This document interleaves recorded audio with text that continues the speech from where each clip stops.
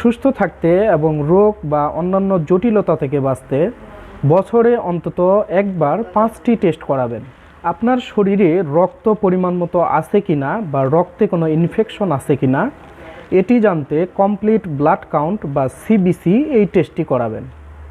আপনার লিভারে চর্বি জমেছে কিনা বা লিভার ভালো আছে কিনা, লিভার নষ্ট হচ্ছে কিনা এটি জানতে লিভার ফাংশন টেস্ট এই টেস্টটি বছরে অন্তত একবার করাবেন। কিডনি ভালো আছে কিনা, কিডনি ঠিকমতো ফাংশন করতেছে কিনা এটি জানতে সিরাম ক্রিয়েটিনিন বা কিডনি ফাংশন টেস্ট করাবেন। আমাদের সাধারণত কিডনি নষ্ট হওয়ার 67% কিডনি নষ্ট হওয়ার পরে কিডনি নষ্ট হওয়ার যে লক্ষণ বা উপসর্গ আছে সেগুলো প্রকাশ পায়।